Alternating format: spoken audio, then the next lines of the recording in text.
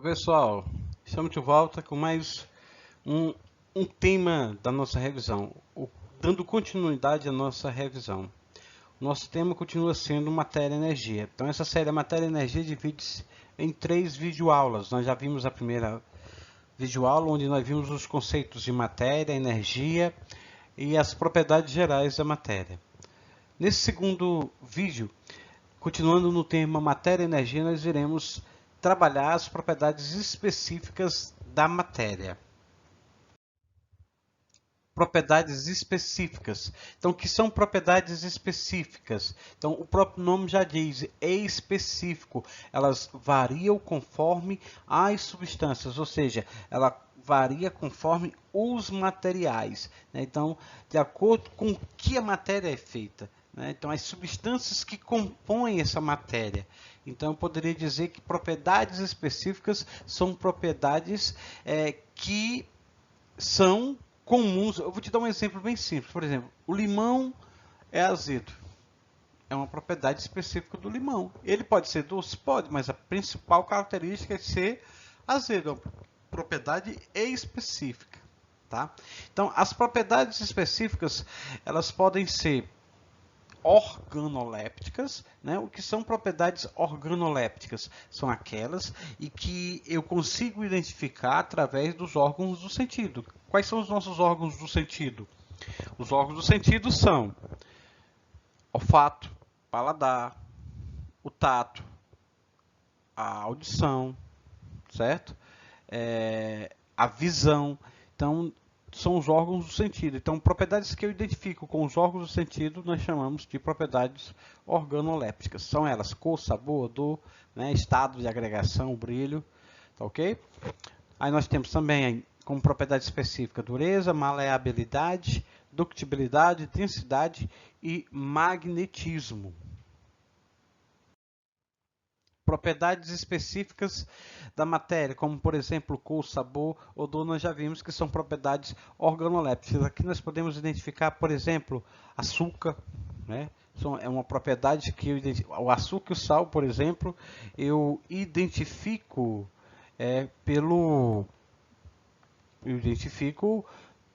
usando o paladar, né? Tanto um como o outro sal. Aí você tem a flor, você tem o rubi, né? No caso do rubi aqui nós temos não somente a cor, mas a forma, né? Através do tato nós podemos identificar, tá? Então propriedades específicas. A dureza, o que seria a dureza?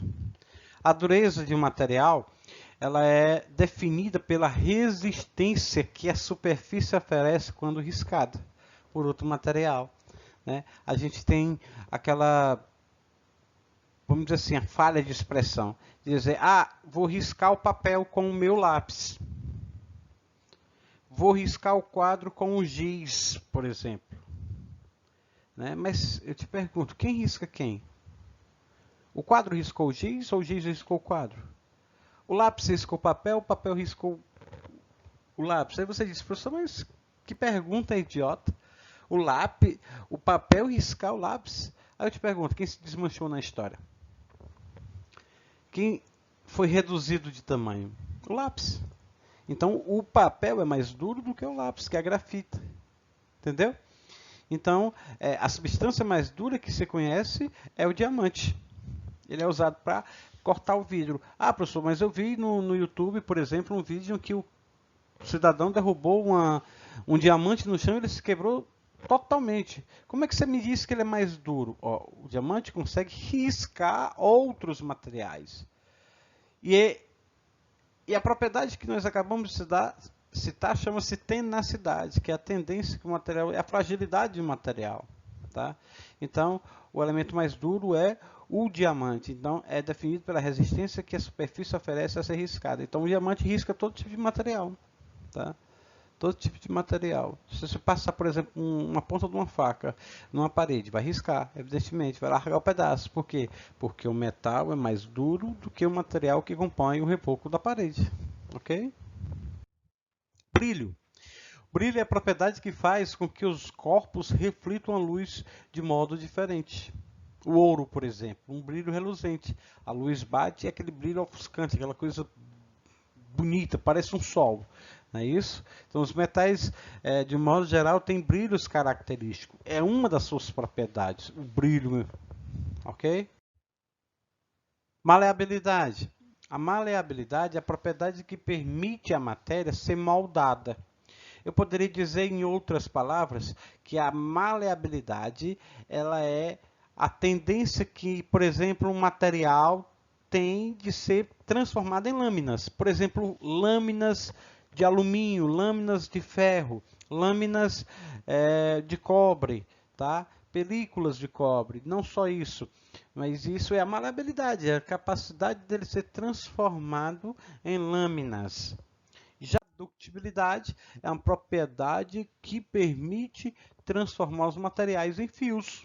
Então, um material como, por exemplo, o cobre, usado aí, você está vendo aí o ferro de passar, né, ligado na tomada. O fio de cobre, o cobre, por exemplo, é um material que se permite ser usado na produção de fios. Então, eu posso dizer que o cobre é um material dúctil.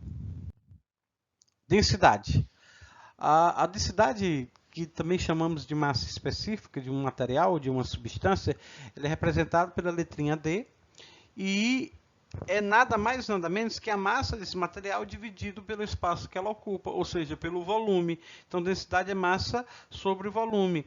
Ah, mas temos três materiais diferentes. Você tem uma pessoa flutuando dentro d'água, você tem um iceberg e você tem um gelo na geladeira. Muito bem. Ah, o cidadão está flutuando por quê? Porque a densidade dele é menor do que a da água. Tá? Se a densidade dele for menor, ele não vai afundar. É o mesmo caso do iceberg. O iceberg não afunda porque a densidade dele é menor do que a água. Por outro lado, se eu jogar uma pedra dentro d'água, ela vai afundar. Isso por quê? Porque a densidade dele é maior que a densidade da água. Magnetismo. Algumas substâncias ela tem a propriedade de serem atraídas pelos ímãs. Não são todas, né? Alguns materiais. Então, os materiais que são atraídos por ímãs, eu digo que eles têm propriedades magnéticas. Por exemplo, o ferro. O ferro é atraído pelo ímã, o níquel, tá? Alguns materiais eles são atraídos alguns metais eles são atraídos pelo ímã. E isso que confere a ele propriedades que a gente chama de propriedades magnéticas, né? Que na verdade é magnetismo, né? A capacidade de ser atraída pelo ímã. Continuando com propriedades específicas da matéria, né?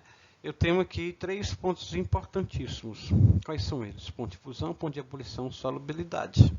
O que é o ponto de fusão? Eu posso dizer que o ponto de fusão é, na verdade, a temperatura na qual uma substância passa do estado sólido para o estado líquido.